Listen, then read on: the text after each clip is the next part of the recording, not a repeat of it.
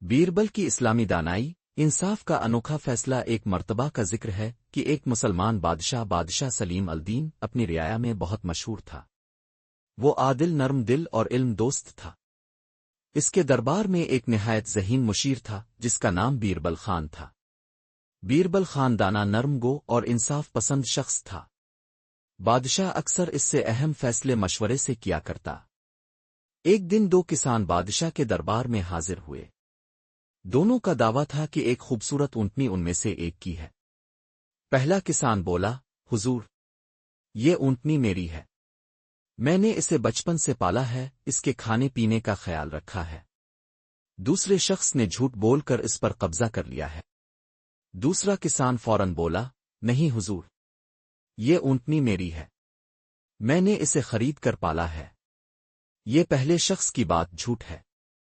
بادشاہ نے دونوں کو دیکھا اور بیربل خان سے کہا، اے بیربل، تم ہی اس معاملے کو حل کرو اور اصل مالک کا پتہ لگاؤ، لیکن انصاف ایسا ہو کہ سب سچ کو تسلیم کریں۔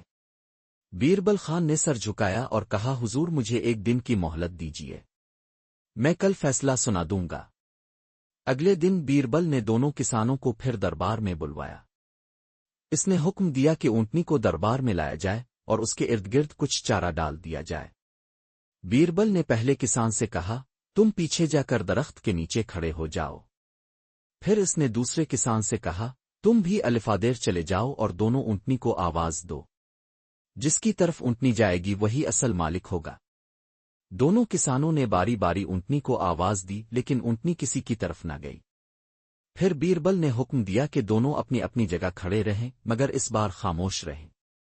چند لمحوں بعد اونٹنی خود ہی پہلے کسان کی طرف دوڑ کر گئی اور اس کے پاس کھڑی ہو گئی۔ بادشاہ نے حیرانی سے پوچھا، بیربل، یہ کیسے طے ہو گیا کہ پہلا کسان ہی مالک ہے؟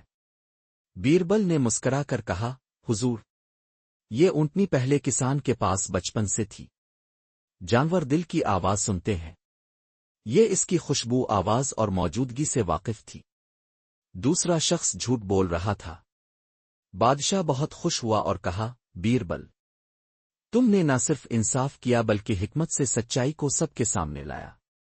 بیربل نے ادب سے جواب دیا، حضور، اسلام ہمیں عدل و انصاف، سچائی اور تحقیق سے فیصلہ کرنے کا حکم دیتا ہے۔ اللہ تعالیٰ فرماتا ہے کہ جب تم لوگوں کے درمیان فیصلہ کرو تو انصاف سے کرو۔ اس واقعے کے بعد بیربل خان کی دانائی کی شہرت مزید بڑھ گئی۔ لوگ اس سے سیکھتے کہ جھوٹ وقتی فائدہ دے سکتا ہے، مگر آخرکار سچ ہی غالب آتا ہے۔ سبق: انصاف کرنے سے پہلے تحقیق ضروری ہے، سچ ہمیشہ جیتتا ہے، چاہے وقت لگے۔ اسلامی اصولوں کے مطابق عدل و انصاف ایک بہت بڑی نیکی ہے۔ جانور بھی محبت اور سچائی کو پہچانتے